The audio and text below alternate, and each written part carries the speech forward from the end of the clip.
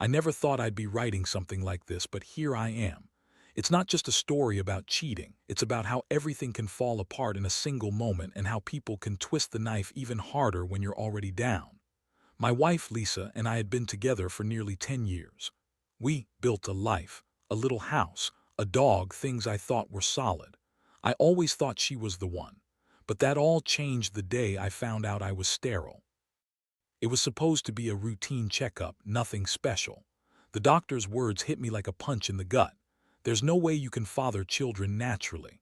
I remember feeling the blood drain from my face, a cold sweat breaking out as I sat there, staring at her across the room, her eyes unsure but trying to act normal. The worst part, she didn't tell me.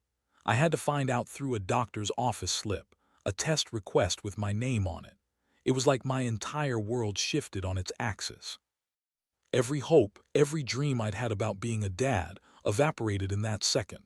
I could feel my stomach knotting up and my palms started to sweat uncontrollably. I clenched my fists so tight I thought I'd break my knuckles. How could she not tell me? Was she planning to keep it hidden? I confronted her that night, raw and furious. She tried to brush it off, claimed it was just a mistake or a misdiagnosis. But I saw the truth in her eyes, the guilt, the shame, and the lie she was desperately trying to cover. I kept pressing, my voice rising, voice trembling. Why didn't you tell me? Were you ever going to? Do you even care that I found out like this? Her hands shook and she looked away, silent. That's when I saw it. A photo on her phone tucked away behind her screen. She thought I wouldn't notice. It was a picture of her and Mike, my best friend, in a tight embrace, her hand resting on his shoulder, both of them smiling like fools. It wasn't just a friendly moment. They looked way too comfortable. Her phone was open to a text conversation, and I could see her typing, "Can't wait to see you tonight," with a heart emoji. My stomach dropped again like I'd been punched in the gut. I stared at the screen in disbelief. My best friend, my wife. All at once, everything I trusted was a lie. My mind spun, trying to process how deep this betrayal went. The worst part, she was pregnant now. She told me she was waiting, that it was someone else's. That's what she'd been saying all along, about the guy at work, about her mistakes, about how she wanted to fix everything. But I knew better. I saw the evidence. That's when I started planning. I didn't tell her I knew, not yet. Instead, I kept my cool. I wanted her to think she'd slipped by. She was so good at lying, at pretending everything was fine. But I had my own plan now. I wanted her to feel the sting of betrayal, not just through words, but through her own game collapsing around her. I wasn't going to ruin her life completely. I just wanted her to understand what it felt like to have everything you believed in shredded apart. Over the next few days, I started gathering everything I needed. Screenshots, her phone, a few emails she'd forgotten to delete. I knew her habits, her secret spots. I even set up a hidden camera in our living room just in case she dared to slip back into her lies. I had nothing but time now, and I was going to make her regret every lie she told. The most sickening part, every lie she told about us, every false promise, every fake smile, it was all unraveling faster than she could control. It was like watching a house of cards fall, one by one, and I was the only one holding the deck.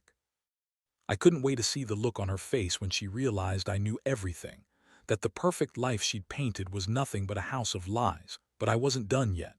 There was more to come, and I was going to make sure she paid in ways she'd never see coming. The question was, how far would I go? I kept my plan close, but I knew this wasn't over. Not by a long shot. The waiting was the hardest part. Every day, I'd wake up with a knot tightening my stomach, my mind racing with possible outcomes. I watched her like a hawk, noticing the small details she didn't realize I was paying attention to.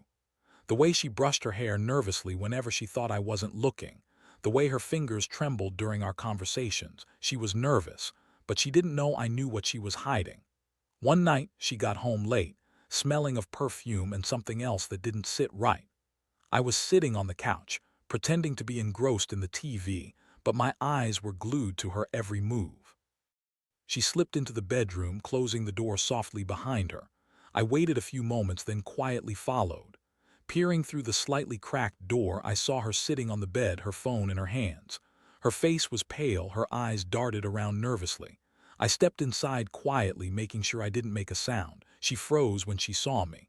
"What are you doing?" I asked, voice calm but cold. She looked down, trying to hide the phone. "Nothing," she mumbled. I stepped closer, anger swelling in my chest. "Really? Because I saw your messages. The ones that say, 'Can't wait to see you tonight' and 'Love you so.'" "Much," I whispered, my voice trembling with fury. "That's Mike, isn't it?" Her eyes widened. I saw the panic in her face. She licked her lips, struggling for words. "It's not what you think," she stammered. "Oh, I think I know everything now," I said, voice low and dangerous. "You've been lying about everything, your mistakes, your accidents, all just a cover-up for this." I held up her phone, the screen clearly showing the incriminating messages. She broke down then, tears streaming down her face. "Please, I didn't mean for it to happen. I was lonely and he's been there for me." Her voice cracked. "I didn't want to hurt you, but I was stupid." I felt my fists clench again, but I kept my voice steady. "So now you're pregnant with his kid, huh?" She nodded, sobbing uncontrollably. "Yes, I didn't plan for it, but it's true. I'm sorry. I never wanted you to find out like this." I took a deep breath to steady myself. That's when it hit me. This was the moment. The moment I'd been waiting for. The moment I'd turn her world upside down. I had to make her pay in a way she'd never forget, and I knew exactly how. First, I pulled out a small flash drive I'd hidden for weeks. I connected it to her laptop, copying every email, every message, every digital breadcrumb I had collected. I wanted her to see that I was one step ahead. I looked her in the eyes, feeling the cold rage simmer beneath my skin. "You lied about everything," I said softly but firmly. "And now I get to decide what happens next." She looked at me, helpless and broken. "Please, don't do anything stupid. I love you." That was the last thing I needed to hear. Love, she'd used it as a weapon, and now I was about to use it against her. I knew this was just the beginning. I had a plan, and I was going to execute it perfectly. The pieces were in place, and there was no turning back now.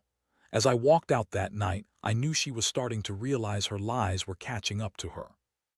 I felt the cold satisfaction of knowing I held all the cards. The only thing left was to see her squirm as her carefully constructed world crumbled, and I'd make sure she never forgot who pulled the strings. Over the next few days, I couldn't sit still. My mind kept circling back to the moment I'd uncovered everything. I had the evidence, the proof of her betrayal, and a plan forming in my head that was a lot more calculated than raw rage. I didn't want her to see me coming. I wanted her to feel like she'd been blindsided by her own mistakes. The first step was to make sure she knew I wasn't bluffing. I laid everything out: screenshots, emails, the secret recordings I'd managed to sneak with the hidden camera. I even printed out some of her messages, bundled them into a neat stack, and placed them in her purse when she wasn't looking. Watching her find them was almost worse than the evidence itself. Her face drained of color as she read the words, her hands trembling as she tried to hide her shock. One morning, I confronted her in the kitchen. I kept my tone even, cold. "Did you really think I wouldn't find out? That I'd never piece it all together?" She looked away, eyes brimming with tears. "I didn't mean for it to happen like this. I was so lost." "Lost," I repeated, voice rising. "You slept with my best friend, Lisa. While I was grieving the idea that I'd never be a father, you were with him, lying to my face. How lost do you have to be?" She choked back a sob and tried to grab my arm. "Please, just listen." "No." I shook her off, feeling my palms sweat. "I've listened long enough. You lied, betrayed the vows we took, and now you're pregnant with his kid.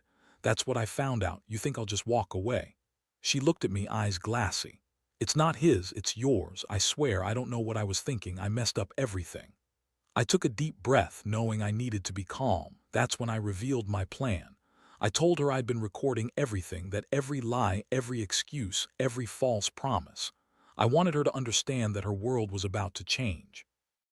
"I'm going to give you a choice," I said, voice low but steady. "You can tell Mike to leave town. You can cut all contact, or I'll do it for you. And trust me, I have enough to ruin both of you. You want to keep pretending everything's fine, go ahead, but I promise I'm not going to let this slide." She looked at me, her face twisted with fear. "What are you going to do?"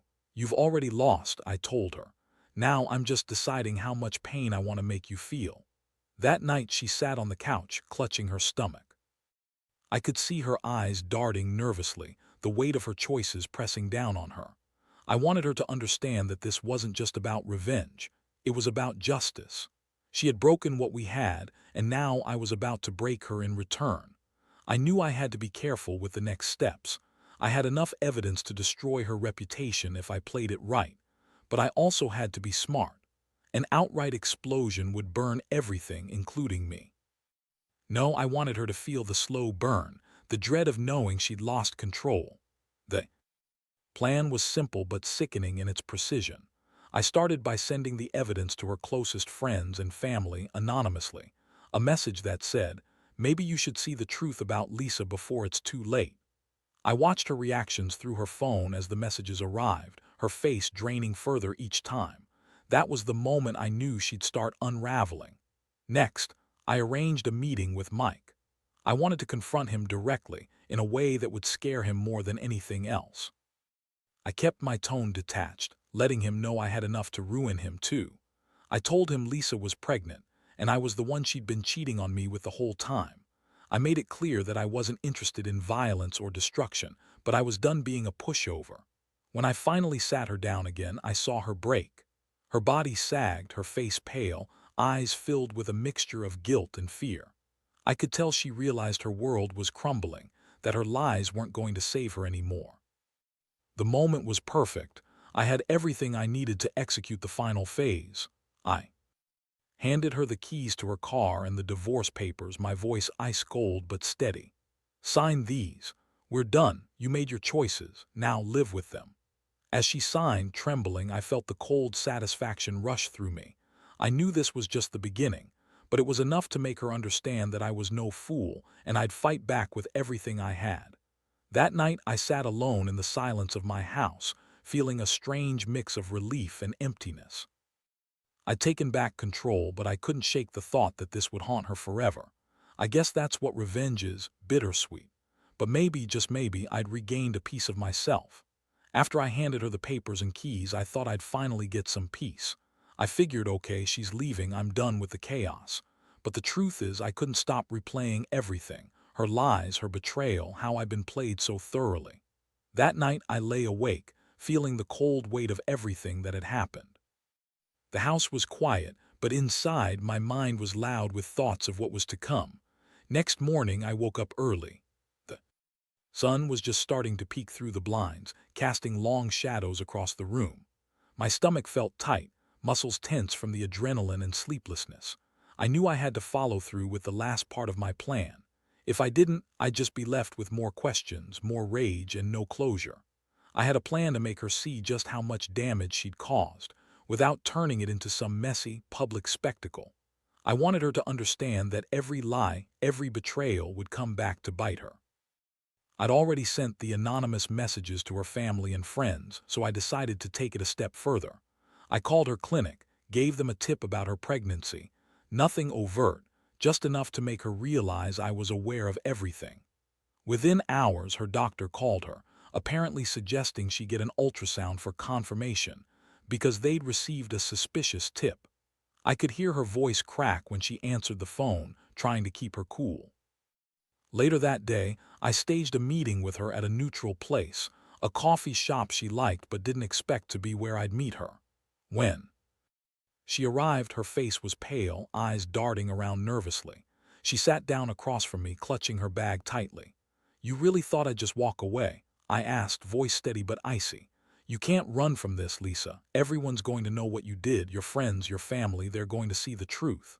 She looked down, her hands trembling. "Please, I didn't want it to come to this. I never meant to hurt you. You just what? Thought you could cheat, lie, and get away with it. That I wouldn't find out." I cut her off. "You've been living a lie for months and now it's all unraveling.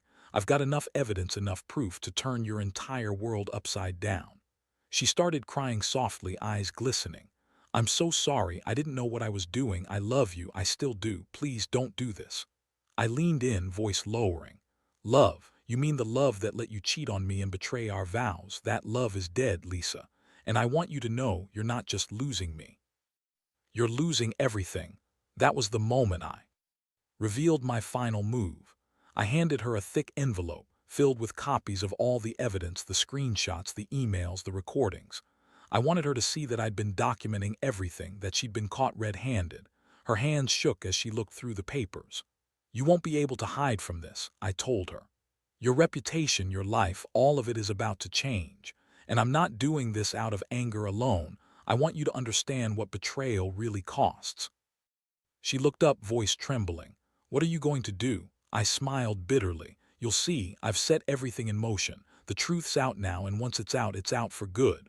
I didn't wait for her reply. I turned on my heel and walked out of that cafe, feeling the almost euphoric rush of taking control back. I knew the fallout would be intense. Her world would crack apart, piece by piece. And honestly, I didn't care if it hurt her. Not anymore. That night I sat alone again, the house eerily silent. But for the first time in weeks, I felt a strange sense of relief. I'd done what I set out to do, expose her, end what was broken, and finally start healing myself. The revenge was almost complete, and I was ready to leave her to pick up the pieces of her shattered life. One thing was clear: I wouldn't be the fool again, and she'd remember this day for the rest of hers. The next morning, I woke up with a strange mix of satisfaction and emptiness swirling inside me. The evidence was out there, the plans were in motion, and her world was already starting to unravel. I could feel it in the air, the way her phone kept buzzing nonstop, how her face was pallid even in the daylight. I had given her enough rope to hang herself, and I was content to watch her hang. I stayed in the house for a bit, giving her space, but I kept an ear out for every sound. When she wasn't in the house, I made my move. I had arranged everything to make her realize just how far I'd gone. I wanted her to see that I wasn't just angry, I was calculated, cold, ruthless. I drove to her sister's house first.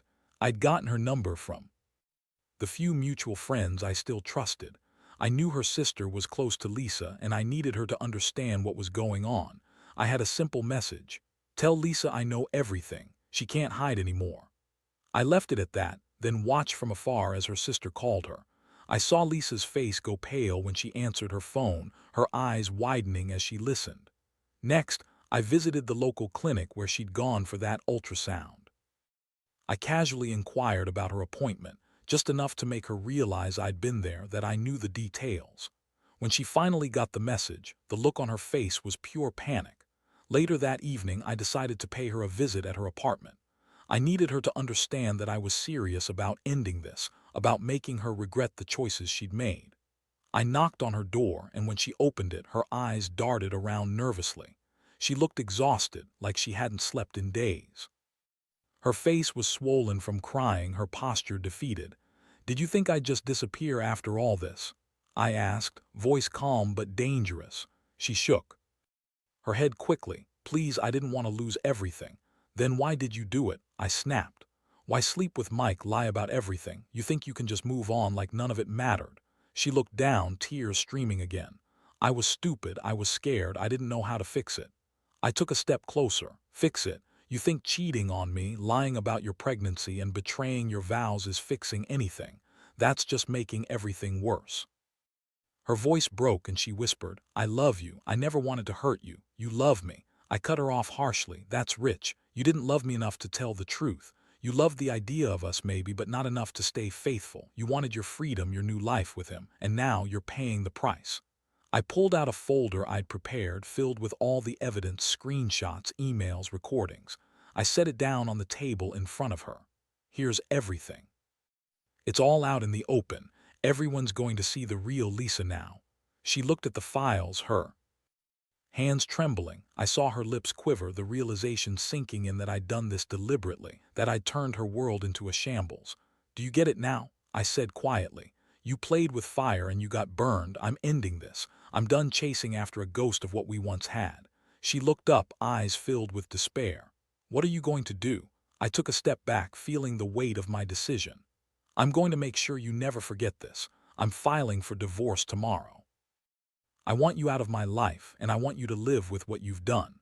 Her shoulders sagged as she nodded. She knew she'd lost. She pushed me to the edge, and now she was falling. I could see her trying to hold herself together, but it was too late. I turned to leave, but before I did, I said, "Don't bother trying to contact me. You made your choice. You're about to face the consequences." Walking away from her place, I felt a strange sense of closure. I had exposed her, ended what was broken, and now it was finally over, but I knew I'd carry the scars of this betrayal for a long time. The pain might fade, but the memory of how everything fell apart would stay with me. And the lesson: never trust blindly. People can surprise you in the worst ways, and sometimes the only way to heal is to tear the whole house down and start fresh. The next few days felt like walking through a fog I couldn't lift. I went through the motions, packing up her stuff, handing over the keys, signing the divorce papers. It was like tearing off a bandage, slow and painful, but necessary. Every step I took reinforced that I'd finally taken control of the chaos she dragged me into. Still, underneath all that, there was a strange, hollow feeling, like I'd lost a part of myself I'd never get back. I remember the moment I handed her the divorce papers. I watched her sign without hesitation, her trembling hand betraying her despair. The room was dead silent except for the scratch of her pen and the quiet sob that escaped her lips. I placed the papers in her hand, then looked her straight in the eye. "You made your choices," I said softly but firmly, "and now you're free to live with them." She looked up at me, eyes red and swollen. "It's over." "Yeah," I replied, "it's over." Then I turned and walked out, feeling the weight lift from my shoulders. The house was finally silent, the chaos subsiding. The revenge I'd meticulously planned had been executed perfectly. She was gone, her life shattered, and I was left standing in the wreckage of what once was. As I stepped outside, I took a breath of cold air, the sharp scent of rain lingering. I realized I'd been holding my breath through most of it, and now I finally exhaled. I felt a strange sense of clarity mixed with exhaustion. I'd done what I set out to do: expose her, reclaim my dignity, and cut ties with the deception she'd tried to bury me under. Looking back, I knew this was the end of a chapter I'd never thought would close like this. But it was also a beginning, one where I could finally rebuild away from her betrayal. I decided to block every way she could contact me. No more texts, no more calls. I had burned the bridge, and honestly, I didn't want to look back. In the days that followed, I started focusing on myself. I took long walks, felt the crisp air brighten my mood a little. I met with friends, talked openly about everything I'd been through. Sharing the story made it feel a little lighter, even if it still stung deep inside. What I learned was simple: trust is fragile and betrayal can hit you like a freight train. But after all that pain, there's a strange kind of relief in finally reclaiming your life. Revenge isn't about pain for its own sake. It's about justice and restoring some sense of balance when everything's gone out of whack. Now I live with one clear truth I'll never forget, but I also won't let it destroy me. I've learned to stand tall amid the wreckage, to rebuild from the ashes. And if anyone ever finds themselves in a similar situation, my advice is simple: don't let them steal your peace. Take control, expose the lies, and walk away knowing you did what was necessary, because sometimes that's the only way to truly heal.